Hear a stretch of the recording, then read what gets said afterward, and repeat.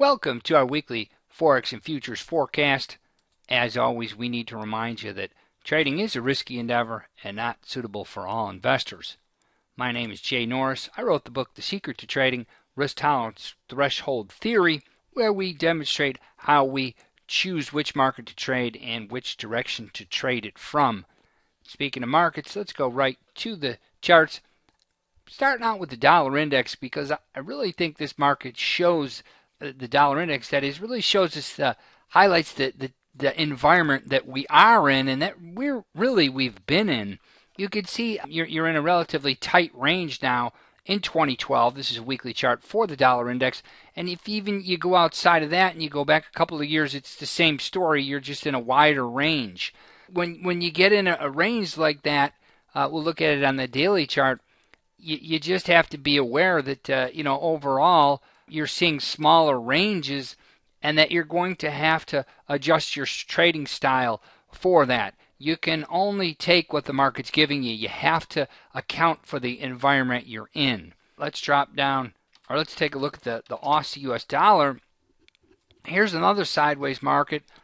I was hoping for a potential breakout here on the upside. I guess that was wishful thinking. The gold market really softened things up. You had that nasty spill off a couple of Fridays ago into last week, and initially the Aussie held up, but the Aussie really got knocked down. Really, they put the smack down on the Aussie Monday, and it really hasn't been able to recover since. Now, you have 3 tests of that risk tolerance threshold level right there.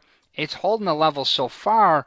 However, it could just as easily gap through there come tomorrow, come Monday's open, than not. So, again, it comes back to environment. What can you do? A lot of my clients, they come to us and they say, yeah, we want to trade the higher time frames, want to trade maybe a 4-hour chart or a daily chart and just catch those bigger moves. Well, again, it's how you trade. Your method has to be a function of the market environment you're in. We're well suited, though, however, for the lower time frames, given that we understand the fractal nature of markets, meaning whatever tactics we're going to teach you on the higher time frames are going to be just as effective on those lower time frames. So from our perspective, what we teach, it really doesn't matter whether we're talking about a 15-minute chart, a 4-hour chart, a daily chart, or even the other way, all the way down to a tick chart. So for our money, we focus a lot on those lower time frame charts, because basically you're going to be able to trade a lower time frame in whichever environment you get in. And, you look at this market going back to the summer, overall it's pretty much just a sideways market. And, you're certainly not going to change that. But what you may have to do is change your tactics, change the time frame you're going to trade. Because the bottom line is, at the end of the week, you want to have positive gains, right? Next market we'll look at would be the Euro US dollar. Here's the Euro. I'd have to say your counter trend, just based on those longer term, that secondary pattern and that primary pattern, primary down, secondary up. You almost have a sideways lean to this guy too.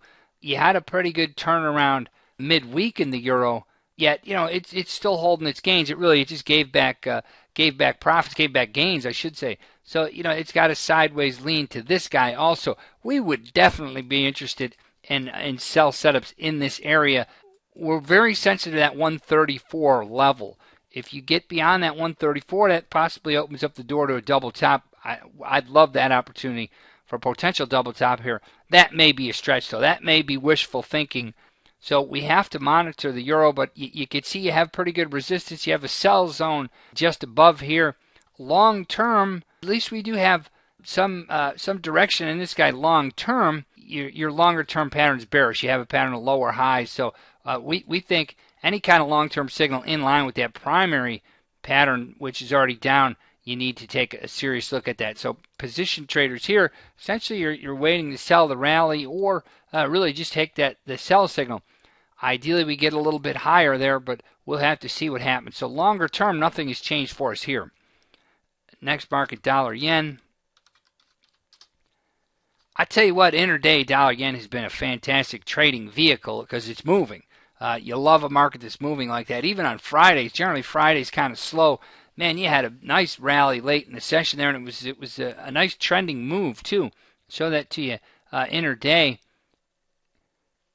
Here's the 4-hour chart, and it held the bounce here. It held 96 even. Then you firmed up, and it just kept coming. Basically, they just ran shorts out there. So it's a good trading vehicle intraday because you're getting good movement. It reached our long-term target of par, and then I thought we had a pretty good turnaround there, but it's coming right back. So it again comes back to you really need to be able to put yourself in a position in these markets to really take advantage of whatever the market's throwing at you. And if you pigeonhole yourself by saying, "Hey, I'm going to trade a higher time frame chart," then you can put yourself at a disadvantage. Again, I think you have to have a method that, if it's going to work on a higher time frame, you can make the adjustment and also trade it on a lower time frame. You really can get away with that because of the fractal nature of markets. Markets, no doubt about it, are definitely scalable. And once you figure out that scale, then you can just take advantage of the repetitive nature of it. Let's take a look at the gold market because that took us on a wild ride. It really came as no surprise, though, because you could see your patterns were down here all along. That all-important secondary pattern was down, no doubt about it. The day-to-day pattern was down. It actually found support here right on our primary support level, almost where we would expect it to be, and that line comes from, well, I'd have to go all the way back to the 2010 low and show you where that risk tolerance level came from. There it is. Right there, bingo, right? So it got all the way down there. We said that last week. We said, well, we think we'll see the 13 handle, and sure enough, you did. We didn't think you'd see it that quick, but that's markets. Once a market loses, comes out of balance like that and becomes unbalanced, and all those intermediate and short-term patterns swing lower, that's what's going to happen. So gold found support. We wouldn't be surprised if it actually did start to stabilize there. Hard to get a good look at it right now. It's still going to be pretty volatile. Wouldn't surprise us if you still see some bigger swings here either way. We prefer trading the currency markets. You have lower non-systemic risk. Commodities, you don't have that. Commodities tend to be a little bit riskier. Speaking of commodities, let's take a look at the crude oil market because that's probably even more influential. Well, it's definitely more influential than the gold market. We love seeing lower crude oil prices because that's going to be good for the economy. That'll tend to support your stock market overall, Aussie dollar overall. And what's interesting about crude now is that you're right back in that support, that buy zone, that risk tolerance threshold level that held back in November. So, everything's looking sideways. You look at this, looking back to the summer, take a step back, you have a sideways market. Really, everything's coming up sideways from that dollar index to that Aussie now to the crude. Overall, I think you're seeing weakness in commodities, but nonetheless, you're right back down on support. Now, we wouldn't mind seeing crude oil stay down there. Wouldn't mind seeing a larger sideways move with crude dropping down to 75. But again, you have to be really careful in trading not to get caught up in wishful thinking. You have to trade what the markets give you. Let's take a look at the U.S. stock market now. Here's an interesting one. You reach the all-time high, and bam, like it hit its head on the roof. Now, keep in mind when you pop out to a monthly chart, from my perspective, this looks pretty bullish. Actually, I suppose we could go with the let's go with the Dow chart so you can see. So you get a little bit more history on it. We'll go to cash Dow chart. There it is. That's why I say this market looks somewhat bullish because you made the higher high. Here's the point I want to make. We can go back to the S&Ps. See if we can get a cash chart. Well, I don't have the cash. I can't think of the cash offhand.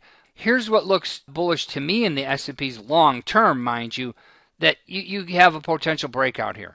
This market's been, speaking of sideways markets, this guy's been sideways for 13 years. Now, potentially, you get a breakout above there, you can see the slow crawl higher. So I think that's something you have to keep in mind also, but, you never know. Corrections happen.